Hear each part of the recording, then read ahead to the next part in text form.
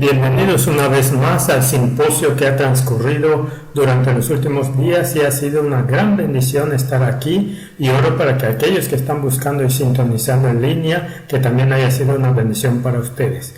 Hoy vamos a tocar un tema muy interesante y lo he titulado La limpieza de los dos templos. La limpieza de los dos templos es un tema muy interesante, pero probablemente algunos de ustedes sepan a dónde vamos a la luz de este título. Y al comenzar hoy, solo quiero tener una palabra de oración y luego comenzaremos. Padre Celestial, fortalece nuestra mente y nuestro corazón mientras miramos tu palabra. Ilumina nuestros corazones, oh Señor, que brille la luz de la cruz mientras miramos este poderoso tema. Suplico, Señor, que perdones mis pecados, mis defectos, y Señor, úsame como un instrumento para transmitir tu corazón y tu mente a quienes miran. Padre, no por mi bien, sino por el amor de Cristo. Oro y pido estas cosas en el nombre de Jesucristo. Amén. Amén. Así que hoy vamos a hablar sobre la limpieza de los dos templos. Mientras miramos el tema del santuario en relación con el pueblo de Dios en la tierra, algunos dicen que no hay conexión entre los dos, especialmente en lo que se refiere a la purificación del santuario. Lo que vamos a ver hoy es que existe una importante conexión entre la obra de Jesús y su obra final en el santuario celestial y la limpieza del pecado en la vida de su pueblo aquí en la tierra. Al mirar la historia del movimiento adventista del séptimo día, vemos que una de sus contribuciones únicas al cristianismo es la doctrina del santuario. La Biblia nos habla del amor de Dios hacia el Israel de antaño, cuando le ordenó a Moisés que Israel le hiciera un santuario para que habitara entre ellos. La Biblia nos dice acerca de esto en Éxodo capítulo 25 y versículo 8, y harán un santuario para mí, y habitaré en medio de ellos. Un punto interesante a tener en cuenta es que Moisés iba a hacer esta réplica de un santuario según la realidad celestial. Porque en el versículo 9 le dice a Moisés que construya el santuario terrenal de acuerdo a todo lo que yo te muestre, el diseño del tabernáculo y el diseño de todos sus utensilios. Así lo haréis. Esto revela que había un santuario en el cielo. Los sacerdotes debían oficiar en el santuario terrenal para que Cristo, más adelante en la historia, comenzaría a oficiar en el celestial. Por eso, Pablo nos dice acerca de la ubicación de Cristo en Hebreos capítulo 8 y versículos 1 y 2. Ahora bien, el punto principal de lo que venimos diciendo es, teniendo en consideración el capítulo 1 de Hebreos hasta el capítulo 8, este es el resumen de lo que Pablo está diciendo. Es que tenemos tal sumo sacerdote, el cual se sentó a la diestra del trono de la majestad en los cielos, ministro del santuario y de aquel verdadero tabernáculo que levantó el Señor y no el hombre. Jesús, durante el periodo en que Pablo escribió esta declaración, estaba en el lugar santo del santuario celestial. Él estaba allí desde el momento de su ascensión alrededor del año 31 hasta el año 1844. ¿Pueden imaginar esto, amigos? El Hijo de Dios estaba haciendo un gran trabajo allí durante unos 1813 años. Pero lo que estaba haciendo exactamente es un sermón para otro momento. Ahora que veamos este tema, veremos y tomaremos en consideración la obra final de Jesús en el santuario celestial. Hubo una transición que tuvo lugar después de que transcurrieron esos 1813 años. Y esto es lo que vamos a ver desde el contexto y la perspectiva de Apocalipsis capítulo 10 y 11. Mientras miramos a través de nuestra historia como movimiento, entendemos que el año 1844 es una época de transición para Cristo, del lugar santo al santísimo. En la mente del pueblo de Dios, El 22 de octubre de 1844 se convirtió en el año en que Jesús pasó a la fase final de su ministerio mediador. Pero el 22 de octubre, mientras debería haber sido un día de alegría, fue un tiempo de tristeza y decepción. Esta decepción llevó a algunas cosas. Condujo a la división, fragmentación y apostasía, pero también condujo a la formación de un movimiento del destino. Y así, a la luz de esto, ese movimiento entendió exactamente lo que sucedió mientras continuaban estudiando después de 1844. Apocalipsis 10 describe la experiencia de los mineritas y un pequeño grupo de personas dentro de ese movimiento que pasó por esta decepción, siguió adelante. Representa su experiencia a través de la persona de Juan el Revelador, diciendo: entonces tomé el librito de la mano del ángel. Esto está tomado de Apocalipsis capítulo 10, versículo 10. Tomé el librito de la mano del ángel y lo comí. Y era dulce en mi boca como la miel, pero cuando lo hube comido, amargó mi vientre. En otras palabras, el mensaje de lo que pensaban que sería el pronto regreso de Cristo fue dulce cuando lo ingirieron, pero amargo cuando llegó el día y finalmente digirieron la realidad de que Jesús no vendría. Su cálculo de la fecha 22 de octubre de 1844 estaba correcta, pero la predicción del evento estaba fuera de lugar o equivocada. Dios, sabiendo que este desánimo seguiría, consoló a su pueblo dándoles más luz. Los que optaron por volver y buscar con sinceridad de nuevo en la Biblia, vieron el eslabón perdido.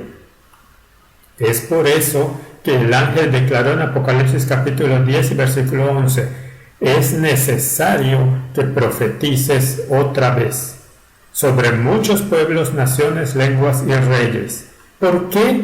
¿Por qué iban a profetizar de nuevo? Se debió al hecho de que más luz fue revelada. Específicamente, amigos, la luz del santuario celestial o el templo de Dios en el cielo. Es por eso que Apocalipsis capítulo 11, versículo 1 es en realidad una continuación del capítulo 10, porque nos dice el mensaje que el pueblo de Dios debía llevar cuando dice: entonces me fue dada una caña semejante a una vara de medir, y se me dijo: levántate y mide el templo de Dios y el altar y a los que adoran en él. Recuerda, si la experiencia de Juan en estos versos sobre la decepción es en realidad la experiencia de la iglesia, entonces el llamado del ángel es para la iglesia después de 1844 contextualmente, para leer y medir el templo de Dios. Las especificaciones sobre qué parte del templo se debe medir se revela contextualmente al final del capítulo 11.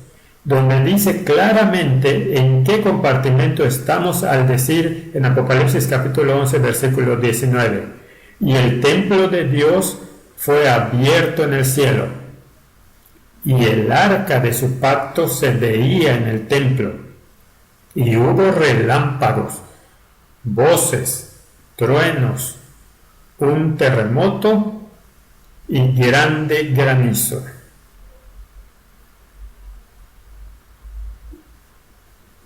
Por la sola mención del arca del pacto nos damos cuenta de que estamos hablando aquí del lugar santísimo del santuario, porque allí es donde el arca del pacto residía en el Antiguo Testamento, en el santuario terrenal. Fue en este compartimiento final que Jesús, nuestro gran sumo sacerdote, entró en octubre 22 de 1844 para hacer su obra final de intercesión. Hablando de la caña que fue dada para medir esta parte del santuario celestial, la traducción griega de esta palabra es caná, de donde obtenemos la palabra canon. Un canon es un estado de derecho o un estándar por el cual algo es juzgado o examinado. Ahora la pregunta es: ¿cuál es el estado de derecho o estándar para el cristiano? no es otro que la ley de Dios y la extrapolación de esa ley, el delineado de esa ley, o sea, la palabra de Dios. Eclesiastés capítulo 12, versículos 13 y 14 nos dice: el fin de todo el discurso oído es este: teme a Dios y guarda sus mandamientos. ¿Por qué? Porque esto es el todo del hombre. Porque Dios traerá toda obra a juicio, juntamente con toda cosa encubierta, sea buena o sea mala. Isaías, al resumir el Antiguo Testamento, declara en Isaías capítulo 8 y versículo 20, a la ley que define los primeros 5 libros de Moisés y al testimonio, que significa el testimonio de los profetas, el resto del Antiguo Testamento y para nosotros toda la Biblia. Si no dijeren conforme a esto, es porque no hay luz en ellos. En otras palabras, todo debe ser examinado, juzgado y probado por el Caná, también conocido como el canon de la Biblia. Ahora, ¿cómo vamos a examinar o investigar el lugar santísimo del santuario celestial? A través del lente de la palabra de Dios, al estudiar los tipos y servicios del santuario terrenal, que no es sino una réplica del santuario celestial. Cuando a través del santuario testamento estudiamos las porciones de las escrituras relacionadas con el lugar santísimo, nos damos cuenta de que el sumo sacerdote entró en ese compartimiento del santuario primitivo solo una vez al año, en lo que se conocía como el día de la expiación. Su intercesión, su obra de intercesión en ese lugar específico del santuario estaba relacionada con una obra que la gente estaba haciendo fuera del santuario. El sumo sacerdote estaba haciendo intercesión por el pueblo. Por eso la Biblia nos dice en Levítico capítulo 23 versículos 27 y 29: a los 10 días de este mes séptimo será el día de expiación. Tendréis santa convocación y afligiréis vuestras almas. Porque toda persona que no se afligiere en este mismo día... Ahora mira esto, si alguien elige no afligir sus almas, ¿cuál fue el castigo? Así de grave es esto, porque toda persona que no se afligiere en este mismo día será cortada de su pueblo. Así de intenso, mis amigos. Y luego dice en Levítico capítulo 16, versículo 30, porque en este día se hará expiación por vosotros y seréis limpios de todos vuestros pecados delante de Jehová. Así que estamos viendo algunas cosas aquí. 1. La obra del sumo sacerdote en el día de expiación fue vista como una obra de expiación. Su obra de intercesión en el lugar santísimo fue vista como hacer expiación por la iglesia en el desierto en ese momento. 2. Mientras el sumo sacerdote estaba haciendo esta obra de expiación final en el año judío, el pueblo de Dios en el exterior del santuario afligían sus almas para asegurarse de que sus vidas estaban bien con Dios. ¿Qué significa esto para nosotros? Desde 1844 Jesús ha estado en el lugar santísimo del santuario celestial haciendo lo que según el Antiguo Testamento es la expiación. No es de extrañar entonces que decimos que estamos viviendo en el día antitípico de la expiación. La abolición del santuario terrenal y sus servicios abrieron el camino al santuario celestial donde Cristo está ahora haciendo su obra final de intercesión por nosotros. Lo más importante es recordar que mientras el sumo sacerdote intercedía por los pecados de Israel, el pueblo mismo debía apartarse del pecado. La obra del sumo sacerdote y la obra del pueblo, por tanto, estaban conectadas. La obra del sumo sacerdote era limpiar el santuario del pecado, pero esto solo se puede hacer si la gente deja de pecar. La razón por la que Daniel 8:14 establece hasta 2300 días, lo que nos lleva a 1844, 22 de octubre, entonces era purificado el santuario, es debido a la realidad de que los pecados confesados de Israel, acumulándose en el santuario durante todo el año judío, necesitaban limpiarse, así como era en el tipo, igual es en el antitipo. Nuestro Salvador ahora está buscando limpiar los pecados confesados de su pueblo del santuario celestial. Es por eso que se nos dice en el Conflicto de los Siglos, página 421, mientras se prosigue el juicio investigador en el cielo, eso es en 1844, mientras que los pecados de los creyentes arrepentidos son quitados del santuario, debe llevarse a cabo una obra especial de purificación, de liberación del pecado entre el pueblo de Dios en la tierra.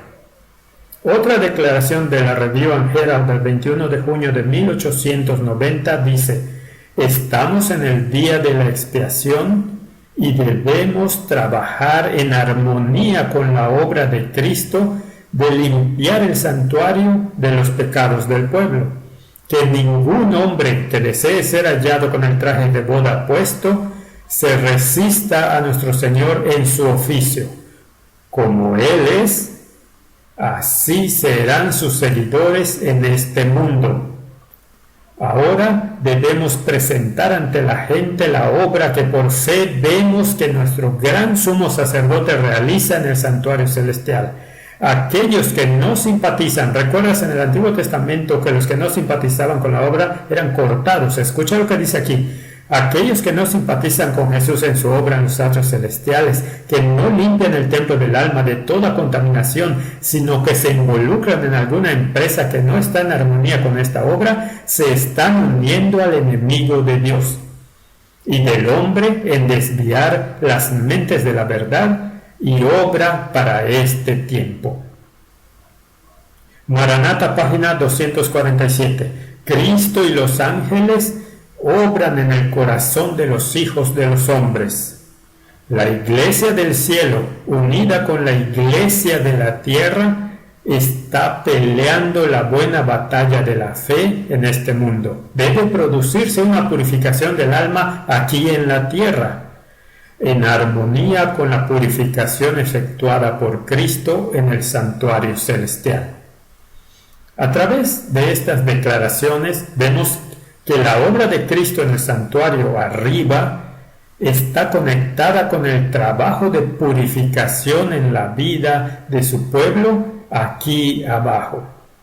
Ahora, a la luz de esto, vamos a comparar lo que hemos estado viendo, las comparaciones entre el santuario celestial y el pueblo de Dios en la tierra. Pero ¿sabes que el pueblo de Dios en la tierra es también conocido como su templo? Por lo que hay una conexión entre la purificación del santuario celestial, el templo celestial, y el templo de Dios en la tierra, su pueblo. Y entonces vamos a seguir estudiando para ver esto. ¿Recuerdas lo que vimos sobre la revelación del lugar santísimo de Cristo en lo que respecta a Apocalipsis capítulo 11? Vimos que el templo en el cielo, especialmente en lo que se refiere al lugar santísimo, iba a ser medido por la caña o vara de medir de la ley de Dios o su palabra. Sin embargo, no era solo el templo de Dios en el cielo que había que medir. Miremos el pasaje de nuevo a la luz de todo lo que hemos visto. Apocalipsis capítulo 11 y versículo 1. Entonces me fue dada una caña, que es la palabra de Dios, semejante a una vara de medir, y se me dijo: levántate, y con esa palabra mide el templo de Dios y el altar y a los que adoran en él. Nota que aquellos que adoran en ese templo también debieran ser medidos por el estándar de la palabra de Dios. Eso está hablando de la iglesia. ¿Cómo puede ser esto? Ya que la iglesia está en la tierra, porque en esta escena estamos entrando al lugar santísimo de los cielos. Entonces, ¿cómo puede el pueblo de Dios estar allí y medirse? Vamos a ver esto. La Biblia dice que por la fe la iglesia de Cristo lo sigue a donde sea que vaya. Entonces, si Cristo ahora mora en lugares celestiales, moviéndose de un lugar en el santuario celestial a otro, entonces ahí es donde estará su iglesia por fe. Porque está escrito en Efesios capítulo 2 versículos 4 al 6. Muchos de ustedes saben este texto. Pero Dios, que es rico en misericordia, por su gran amor con que nos amó, aun estando nosotros muertos en pecados, nos dio vida juntamente con Cristo. Por gracia sois salvos. Y juntamente con Él nos resucitó. Y asimismo nos hizo sentar donde en los lugares celestiales con Cristo Jesús. Esta idea de estar con Cristo donde Él está por fe se describe con más detalle en primeros escritos. Amigos, esta declaración que estamos a punto de ver es tan poderosa, hablando de la transición de Cristo del lugar santo al lugar santísimo. Primeros escritos señala que había un grupo que siguió a Cristo hasta donde pudieron, mientras estaba haciendo esta transición. No entraron en la plenitud del lugar santísimo, pero esperaban ansiosamente al Salvador justo afuera de ese compartimiento, plenamente conscientes de lo que Jesús estaba haciendo allí. La declaración dice lo siguiente, esto es muy poderoso, amigos, y esto se encuentra en Primeros Escritos, página 55, párrafo 1. Dice: vi al Padre. Ahora, en este momento Jesús y el Padre están en el lugar santo, ¿de acuerdo? Así que esto es antes, esto es alrededor de 1844, antes del 22 de octubre. Vi al Padre levantarse del trono y en un carro de llamas entró en el lugar santísimo, al interior del velo, y se sentó. Entonces el Padre se levantó, hizo su transición alrededor del 22 de octubre de 1844, al mismo tiempo que también, ¿quién se levantó? Jesús. Se levantó del trono y la mayoría de los que estaban prosternados se levantó con él. Así que, ¿qué estaban haciendo? Siguiendo al Hijo de Dios a donde iba. No vi un solo rayo de luz pasar de Jesús a la multitud indiferente después que él se levantó, y esa multitud fue dejada en perfectas tinieblas. Los que se levantaron cuando se levantó Jesús tenían los ojos fijos en él mientras se alejaba del trono y los conocía un trecho. Lo guió hasta ese punto donde entró al lugar santísimo y luego, ¿qué pasó? Alzó entonces su brazo derecho y oímos su hermosa voz decir: aguardad aquí, voy a mi Padre para recibir el reino. Mantened vuestras vestiduras, aquí está nuestro trabajo, mantened vuestras vestiduras inmaculadas, y dentro de poco volveré de las bodas y os recibiré a mí mismo. Después de eso, un carro de nubes, cuyas ruedas eran como llamas de fuego, llegó rodeado de ángeles a donde estaba Jesús. Él entró en el carro y fue llevado al lugar santísimo, donde el Padre estaba sentado. Allí contemplé a Jesús, el gran sumo sacerdote, de pie delante del Padre. En la orla de su vestidura había una campana y una granada. Luego otra campana y otra granada. Los que se levantaron con Jesús elevaban su fe hacia Él en el lugar santísimo y rogaban: Padre mío, danos tu Espíritu. Entonces Jesús soplaba sobre ellos el Espíritu Santo. En ese aliento, oh mis amigos, esto es lo que queremos. En ese aliento había luz, poder y mucho amor.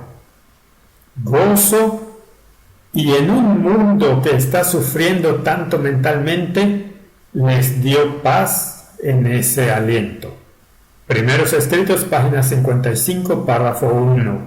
¿Ven lo que pasa si estudiamos este tema de la transición de Cristo al lugar santísimo y el trabajo que está haciendo allí? Nos dará amor, alegría, poder, luz y mucha paz.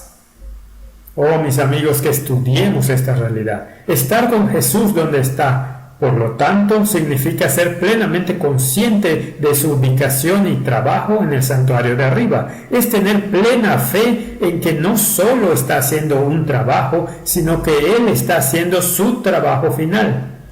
Tan profundo debe ser nuestra fe en ese trabajo final que impacta en cómo vivimos. Permitimos que Jesús nos lleve a una unión más profunda con Él. Nos apartamos de lo que nos separa de Él, o sea, el pecado. Estamos midiendo nuestras vidas diariamente por la lectura de su palabra. Incluso nuestro tiempo en oración se mide por esa palabra. ¿Sabes eso? Porque Apocalipsis 11:1 establece que el altar, es decir, el altar de incienso, el altar que está justo delante del lugar santísimo, también se midió. ¿Qué representa el altar de incienso? Apocalipsis capítulo 8 y el versículo 3 nos da la respuesta diciendo: otro ángel vino entonces y se paró ante el altar con un incensario de oro, y se le dio mucho incienso para añadirlo a las oraciones de todos los santos.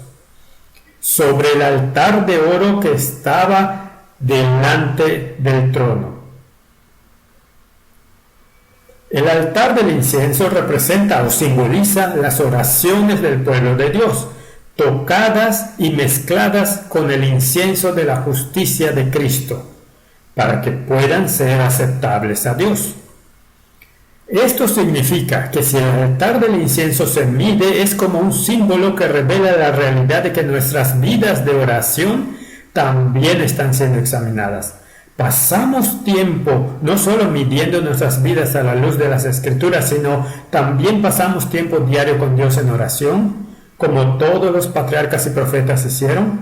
Estamos llamando a Jesús por fe para darnos la victoria sobre cada acoso, sobre cada pecado.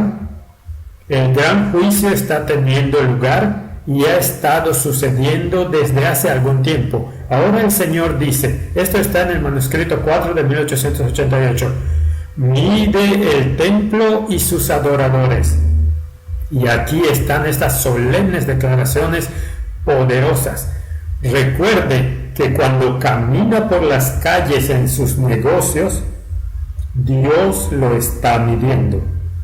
Cuando cumple las tareas del hogar, cuando entabla conversación, Dios lo está midiendo. Cuando estamos haciendo nuestro trabajo, recuerde que hay uno que está observando el espíritu con el que lo estamos haciendo. No traeremos al Salvador a nuestra vida diaria, a nuestro, recuerda esto, trabajo secular y los deberes domésticos. Entonces, en nombre de Dios, queremos dejar atrás todo lo que no es necesario, todo chismear o visitas inútiles, y presentarnos como sirvientes del Dios viviente. Ahora quiero detenerme y tocar algo aquí, amigos, porque esto es tan poderoso, es tan potente. La declaración establece: no traeremos al Salvador en nuestra vida cotidiana, en nuestros deberes seculares y domésticos. He escuchado incluso a algunos entre el pueblo de Dios decir que soy una persona en lo que respecta a mi vida religiosa, pero cuando se trata de mi trabajo secular soy completamente otra persona. Pero mis amigos, quiero decirles la verdad. Jesús ha venido a revelarnos que la esfera religiosa de nuestras vidas debe impregnar cada aspecto de nuestras vidas. Dios quiere que seamos testigos donde estamos, en nuestros trabajos seculares, para ser un salvador de vida para vida. Dios quiere inspirar a otros a seguirlo a través de la instrumentalidad de quienes pretenden servirle. Eso somos tú y yo, amigos.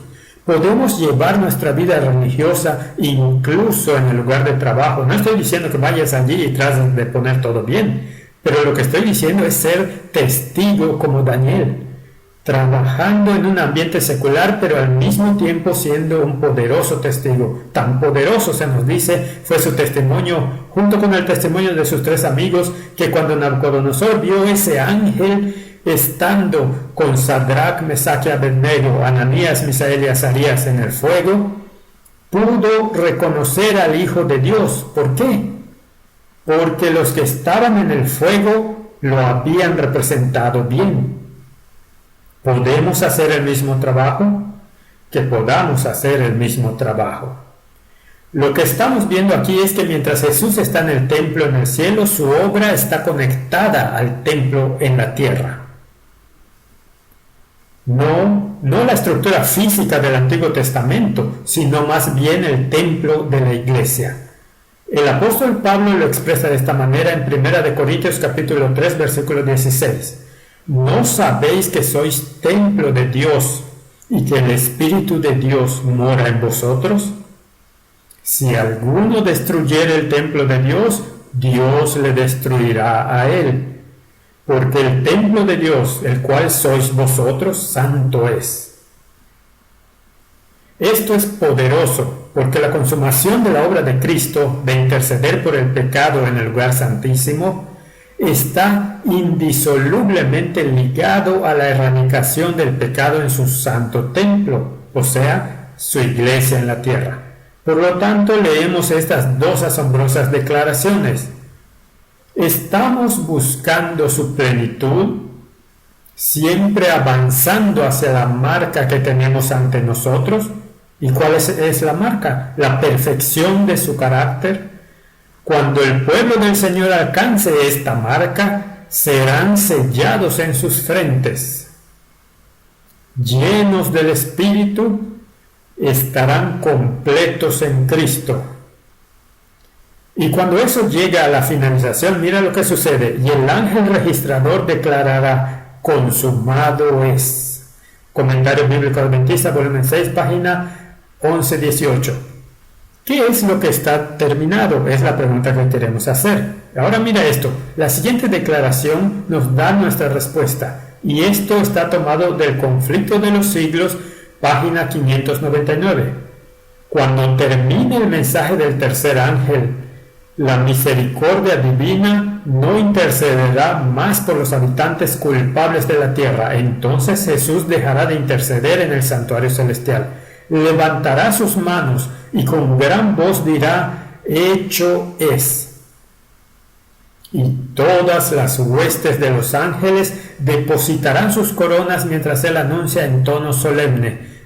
Y así, amigos, lo que estamos viendo aquí antes de que terminemos este texto es que cuando Jesús dice hecho es, cuando el pueblo de Dios está sellado en sus frentes y ese trabajo termina, es al mismo tiempo que Jesús dice hecho es en lo que respecta a su intercesión celestial. Entonces, ¿qué estamos viendo aquí? Estamos viendo un punto serio que debemos mantener en mente.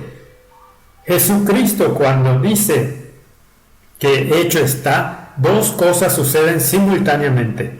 El pueblo de Dios está sellado, el mundo ha tomado su decisión, ya sea seguir al Cordero o seguir al enemigo del Cordero y el enemigo del hombre, que es Satanás.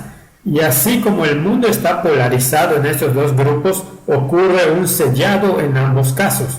Uno recibe el sello del Dios vivo, el otro recibe el sello o la marca de la bestia. Y cuando el sellamiento sucede, la polarización ocurre, los hombres toman su decisión a favor o en contra de Dios, sellándose en ese hábito. ¿Qué pasa en el cielo?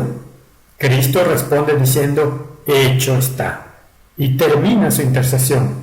Así que nunca deberíamos pensar que Cristo un día solo dirá: ¿sabes qué? Estoy cansado, y solo cerrará la puerta del santuario celestial. No, amigos, cuando Cristo, este es el amor de Dios, cuando Cristo cierra su obra en el santuario celestial, es en respuesta a las decisiones de los hombres en este mundo. Es cuando la humanidad dice que estaré sellado en este lugar y estaré sellado en este lado, que entonces Jesús respeta esa decisión y cierra su obra de intercesión. Porque, ¿qué ha pasado? El mundo se ha sellado, ya sea en justicia o en maldad.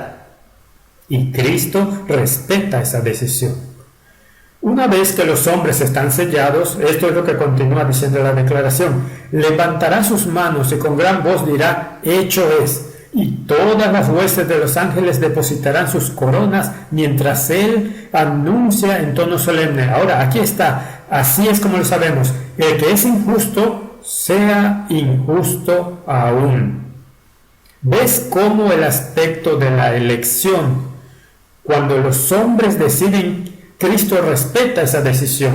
Y el que es sucio, sea sucio aún. Pero la antítesis de esto también es verdad. Y el que es justo, sea justo aún. Y el que es santo, sea aún santo. Apocalipsis 22:11. Jesús termina su obra mediadora, declara que está hecha, cuando por la gracia de ese mismo Jesús, su iglesia alcanza la marca de perfección, que es algo que solo Él conocerá. Esa marca, de acuerdo con las declaraciones anteriores, es la perfección de su carácter en nosotros. Un carácter que llega al punto de tomar un ayuno eterno del pecado mismo. Y esto tiene sentido. Si continuamente necesito pedir el perdón de los pecados, entonces ese pecado se transfiere continuamente al santuario arriba, contaminándolo. De ahí que la intercesión de Cristo, amigos, continúa hasta el día de hoy.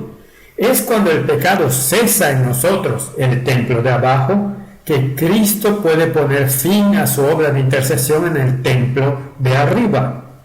Esto no quiere decir que una vez que Jesús consuma su obra, nos mantenemos solos. En cambio, el mismo Salvador que nos trajo a este punto de perfección continuará sosteniéndonos en ese estado, perfectamente sellados por su Santo Espíritu.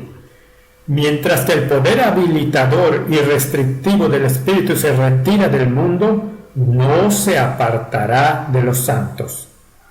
Seguiremos viviendo vidas selladas hasta que el Salvador venga. La conclusión a la que estamos llegando ahora es donde veremos algunos puntos. 1. El santuario terrenal era una réplica del modelo del santuario celestial que fue activado en Cristo. Número 2.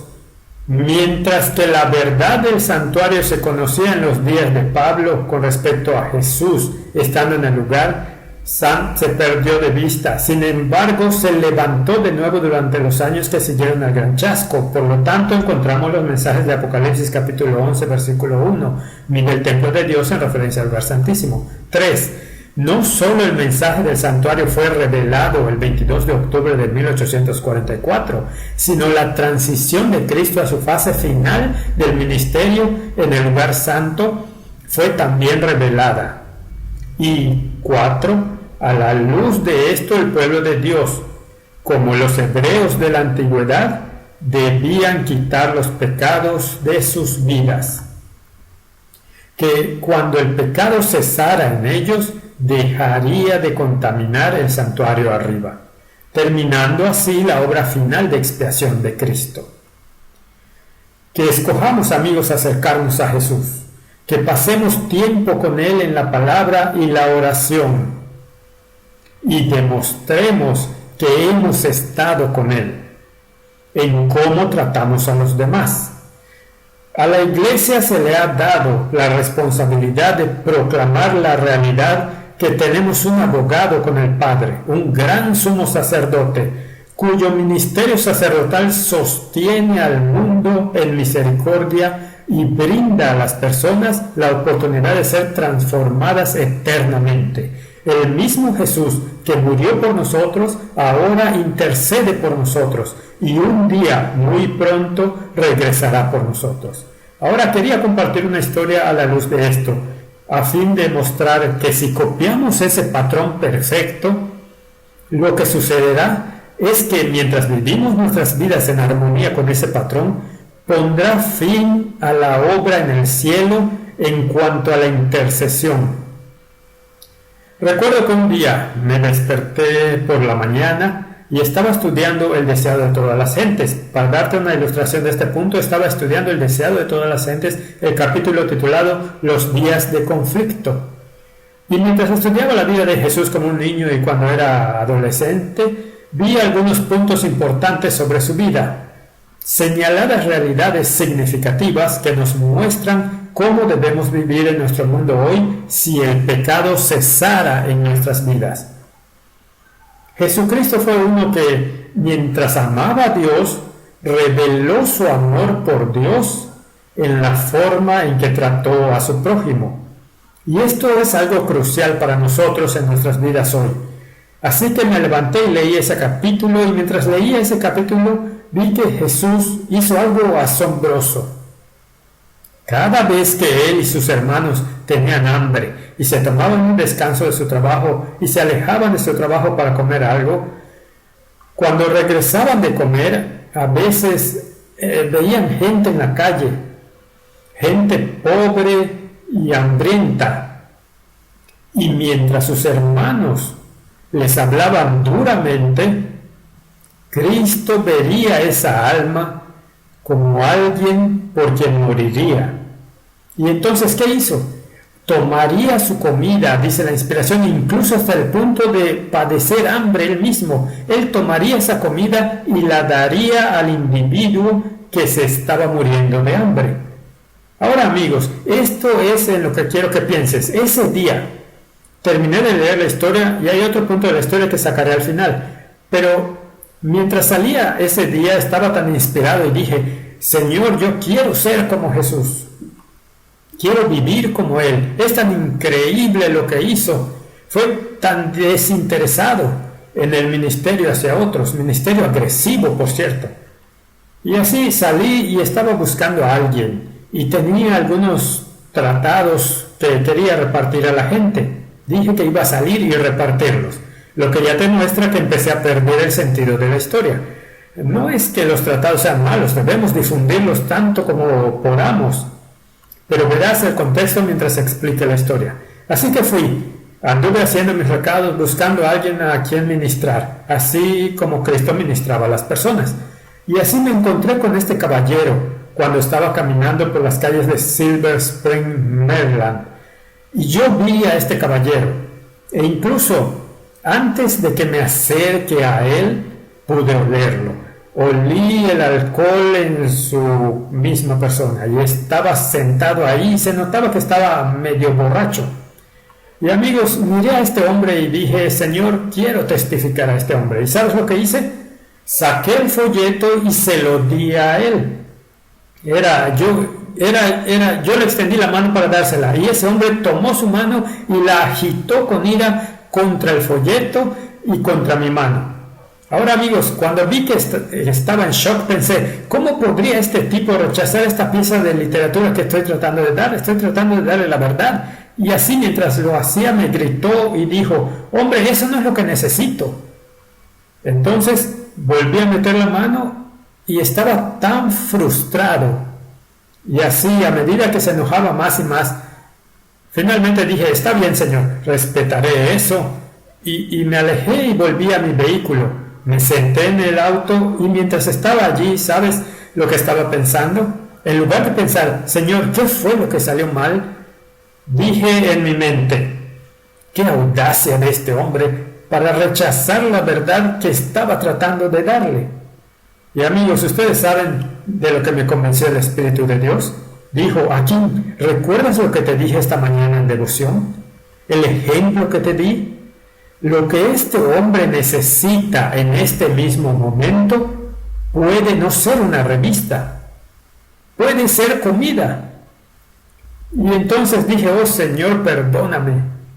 Estaba tan interesado en darle la teoría espiritual de la verdad, por cierto, que me olvidé de satisfacer sus necesidades prácticas. Y amigos, esta es la belleza de Jesucristo, porque la forma en que Cristo encontró una manera de dar a los hombres la verdad espiritual de la palabra fue que Él primero satisfizo sus necesidades y abrió el camino. Fue una cuña de entrada para darles la verdad espiritual que Él quería comunicar. Y para que sepas lo que dice al final de esa historia, en realidad dice en el deseo de todas las gentes, lo que Jesús haría fue brillante. Tenemos un infinito, brillante Salvador, amigos. Él tomaría la comida, incluso privándose de ella, para dársela a la persona. Puedes leer esto en días de conflicto. Y al dársela a aquel individuo, ¿sabes lo que haría? Mientras hacía esto, citaba las escrituras y le dirigía una escritura de aliento al individuo. Dice, porque la verdad de la palabra estaba relacionada con un acto de amor que daba para siempre clavada en la mente de esa persona la palabra de verdad. Y entonces dije, oh Señor, esto es lo que estás tratando de mostrarme. Y entonces volví con el hombre y le dije, Señor, ¿le gustaría algo de comer? Y me miró con anhelo en sus ojos y dijo, sí, por favor. Así que fui y le conseguí algo de comer, y entonces dije, Señor, voy a copiar el patrón perfecto del Hijo de Dios. Voy a poner a prueba tu palabra y los escritos inspirados. Y entonces obtuve la comida, y mientras se la doy al hombre, lo pruebo, se lo doy y cito en ese mismo momento Jeremías 29, versículo 11. Le dije, amigo, el Señor tiene una palabra para ti hoy. Mientras Él extiende su mano para tomar la bolsa de comida, yo le digo, yo sé los pensamientos que tengo hacia ti, dice el Señor, pensamientos de paz, de bien y no de maldad, para darte una esperanza y un futuro. Y amigos, cuando cité ese texto, mientras le daba a ese hombre esa comida, se puso a llorar amargamente. Porque ven amigos, hay muchos en este mundo que no tienen esperanza. Y así como hice esto amigos, su corazón se abrió tanto que luego pude dejarle el tratado y un mensaje de esperanza de la segunda venida. Me senté a su lado y empecé a delinear el que pronto Jesús vendría y reventaría el cielo con gloria para salvar a su pueblo. Amigos, ese hombre miró al cielo como si estuviera en un sueño, como si pudiera verlo. Amigos, de lo que me di cuenta ese día, cuando hacemos un servicio agresivo, se nos dice en la inspiración que esta es una de las mejores formas, junto con el estudio de la palabra de Dios, para vencer. ¿Ves? Cuando estamos ocupados viviendo la vida de Jesús, sumergidos en esa vida, consumidos en volvernos más como Él, ¿qué es lo que acaba pasando? Es que no tenemos tiempo para pecar, no tenemos tiempo para jugar, porque estamos ocupados emulando la vida de nuestro Salvador. Y amigos, mientras emulamos esa vida continuamente, me preguntaba mientras dejaba a ese hombre, Señor, ¿qué pasa si vivo así cada momento? Entonces, amigos, no tendría tiempo para el pecado. Y si el pecado cesa en nosotros, entonces, ¿qué pasa en el templo celestial? Cesa allí también. Eso es lo que queremos. Mientras copiamos el patrón perfecto, traerá un éxito tan perfecto que el pecado cesará en la vida del individuo que sigue al Hijo de Dios. Nuestra religión no es solo de teoría de la verdad o asentimiento intelectual a la verdad, sino también la demostración práctica de esa misma verdad. Es una demostración del amor de Dios lo que el mundo necesita en este momento. Y así, al concluir este estudio de la purificación de los dos templos, quiero que recordemos esto, que Dios busca limpiar nuestro templo del alma, y como Él puede limpiar este templo del alma, puede terminar su trabajo de limpieza del santuario arriba en el templo celestial. Un templo en el cielo está conectado a tu templo en la tierra. Cristo quiere terminar la obra en ti para que pueda terminar el trabajo en lo alto. Si esto tiene sentido para ti y deseas que ese trabajo acabe en ti, que Cristo pueda perfeccionar su voluntad con respecto a ti y perfeccionar su carácter dentro de ti, que podría terminar el trabajo en la tierra y en los cielos, si ese es tu deseo, entonces te pido que inclines tu cabeza conmigo mientras oramos. Padre Celestial, muchas gracias por tu bondad hacia nosotros y por revelarnos en la vida de Jesús la obra que deseas hacer en nuestras vidas. Todo ese ejemplo perfecto, el Santo Hijo de Dios dándonos un santo ejemplo de que si emulamos ese ejemplo por el poder de tu gracia, por el poder de tu Santo Espíritu, traerá verdadero éxito. el final perfeccionamiento de tu carácter en nosotros, para que, Señor, puedas cesar esa obra celestial que estás haciendo ahora mismo. Señor, termina el trabajo en nuestras vidas. Señor, erradica el pecado de nosotros. Que seamos consumidos y que la carne se consuma, crucificado mientras contemplamos al que murió por nosotros y siempre vive para interceder por nosotros, y pronto algún día regresará y nos llevará para estar con él para siempre. Esto es lo que pedimos en Jesús santo y bendito nombre. Amén.